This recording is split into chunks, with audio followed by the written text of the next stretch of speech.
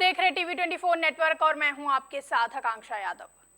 बिहार विधानसभा चुनाव को लेकर प्रदेश में सियासी सरगर्मियां तेज हैं, जहां बिहार की सभी 243 विधानसभा सीटों पर होने वाले चुनाव को लेकर अभी से ही सभी राजनीतिक दलों ने अपने अपने स्तर पर तैयारियां शुरू कर दी हैं।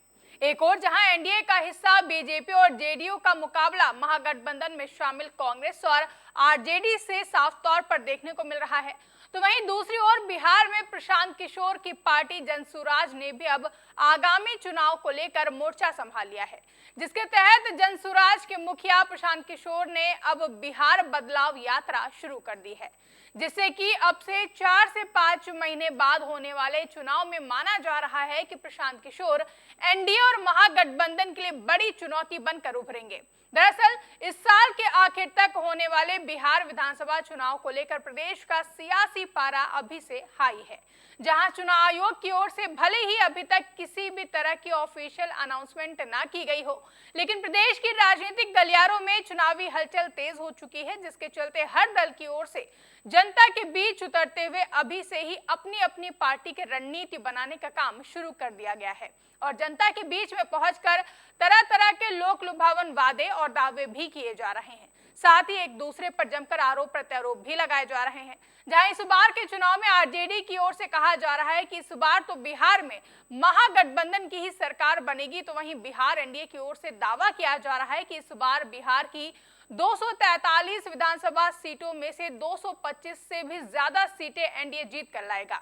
एक और जहां दोनों ही गठबंधनों की ओर से अपनी अपनी सरकार बनाने का दावा किया जा रहा है, तो वहीं दूसरी ओर अब प्रशांत किशोर भी बिहार में एक मजबूत विकल्प के रूप में बनकर सामने आ रहे हैं। यानी कि कहा जा सकता है कि 2025 के बिहार विधानसभा चुनाव को लेकर सभी पार्टियों की तैयारियां शुरू हो चुकी हैं, जिसमें जनसुराज पार्टी के संस्थापक प्रशांत किशोर भी पीछे नहीं है। पार्टी में सियासी गतिविधियां तेज हैं। प्रशांत किशोर मिशन 2025 को लेकर एक्शन मोड में नजर आ रहे हैं, जिसके चलते सभी 243 विधानसभा सीटों पर अकेले ही चुनाव लड़ने का ऐलान भी कर चुके हैं। इसी बीच प्रशांत किशोर आज से बिहार बदलाव यात्रा की शुरुआत सिताब दियारा से करने जा रहे हैं। बता दें, इससे पहले 2 अक्टूबर 2022 से जनसुराज पद यात्रा के जरिए वे लगभग 2 साल बिहार का एक राउंड लगा चुके हैं। इस बार यात्रा का नाम बिहार बदलाव यात्रा है। इस यात्रा के जरिए प्रशांत किशोर सूबे का दौरा करेंगे, जो कि बिहार चुनाव को लेकर काफी अहम मानी जा रही है। मिली जानकारी के मुताबिक प्रशांत किशोर की ये यात्रा 120 दिन तक चलेगी और राज्य की सभी 243 विधानसभा सीटों तक जाएगी। यात्रा की शुरुआत आज यानी 20 मई से छपरा से हो रही है। लोकनायक जयप्रकाश नारायण की जन्मस्थली सिताब दियारा से प्रशांत किशोर अपनी यात्रा की शुरुआत कर रहे हैं। हर दिन 2 से 3 विधानसभा क्षेत्रों में प्रशांत किशोर जाएंगे। बिहार को लेकर उनकी पार्टी की क्या सोच है, क्या विजन है, क्या रोड मैप है, ये जनता को बताएंगे। जनसभा को भी संबोधित करेंगे, वोट की अपील करेंगे और यात्रा के दौरान हर सीट पर जनसंपर्क जुटाएंगे। मिली जानकारी के मुताबिक बता दें कि हाल ही में प्रशांत किशोर की ओर से कहा गया था कि यात्रा का उद्देश्य बिहार सरकार द्वारा जातिगत जनगणना, भूमि सर्वे और दलित महादलित समाज के विकास के मुद्दों पर किए गए कथित धोखे को उजागर करने भी हैं। पिछले 35 सालों से बिहार में जेपी के अनुयायियों की सरकार है, लेकिन उन्होंने बिहार को बर्बाद कर दिया है। व्यवस्था परिवर्तन के संकल्प को फिर से जगाने के लिए प्रशांत किशोर जेपी की जन्मस्थली से इस यात्रा की शुरुआत कर रहे हैं, जिसे लेकर प्रशांत किशोर पहले ही स्पष्ट कर चुके हैं कि उनकी पार्टी सभी सीटों पर अकेले ही चुनाव लड़ेगी। चुनाव से पहले ना चुनाव के बाद गठबंधन होगा। हाल ही में हुए बिहार विधानसभा के उपचुनावों में जनसुराज बुरी तरह हारी थी। 4 सीटों पर हार मिली थी। हालांकि दमखम के साथ एक बार फिर से जुट गए हैं।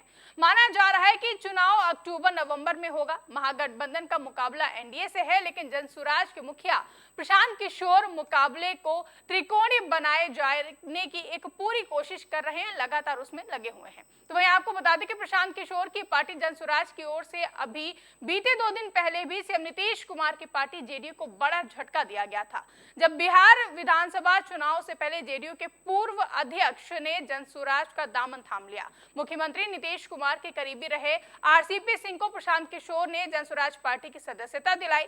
पार्टी में शामिल होने पर प्रशांत किशोर ने आरसीपी सिंह का आभार जताया और बताया कि आरसीपी सिंह नई व्यवस्था में बदलाव लाने के लिए जुड़े हैं।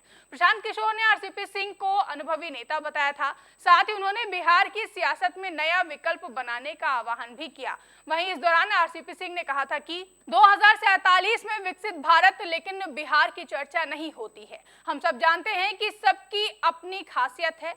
हमने एनडीए और इंडिया में भी काम किए हैं, हमने इनके लिए मजदूरी की है। पहली बार अपने लिए घर बना रहे हैं, हमारे लिए घर बिहार है। आगे आरसीपी सिंह ने कहा था कि पीएम मोदी 2047 में विकसित भारत की चर्चा करते हैं, लेकिन बिहार की चर्चा नहीं करते हैं। जाहिर है कि बिहार में विपक्ष सीएम नीतीश कुमार की सरकार को घेरने का पूरा प्लान बनाने में लगा हुआ है, जिसके चलते माना जा रहा है कि इस बार के बिहार विधानसभा चुनाव में मुकाबला कांटे का होने वाला है।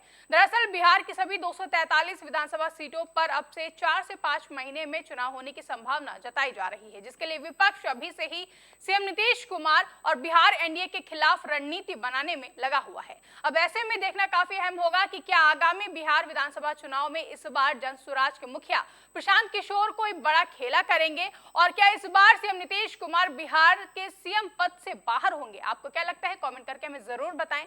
साथ ही ऐसी तमाम बड़ी खबरों के लिए आप बने रहे टीवी 24 नेटवर्क के साथ।